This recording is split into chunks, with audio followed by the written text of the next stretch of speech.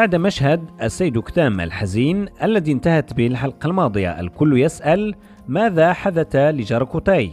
هل فعلا استشهد أم هي مجرد إصابة سيتم معالجتها من قبل كمور العبدال؟ وهل سيصبح السيد عثمان قائدا مغوليا في الحلقة القادمة؟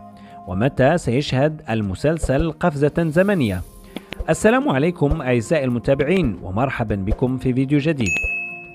في الحلقة الماضية أنجز جاركوتاي وأولوجان عملهما بنجاح داخل القلعة، وساهموا بشكل كبير في نجاح هذه المعركة الكبيرة، لكن جاركوتاي دفع الثمن غاليا وتلقى طعنة مميتة ولم يظهر بعدها.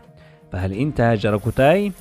وفقا لتحليلي أعتقد أن كمور العبدال في الحلقة القادمة سيحاول علاج جاركوتاي لكن دون فائدة، لأن جاركوتاي فقد الكثير من الدماء في المعركة ولن يستطيع الصمود طويلا.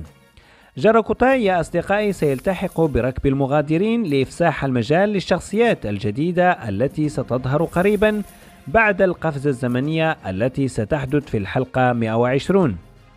السيد عثمان في الحلقة القادمة سيستسلم لنيمان بعد أن يخطف أبنائه وأبناء القبائل الأخرى. عثمان سينضم إلى نيمان كقائد بإرادته الخاصة، لكن في الواقع هذه الخطوة تصب في مصلحة السيد عثمان، وهي بالنسبة له فرصة ذهبية لتدمير العدو المغولي من الداخل.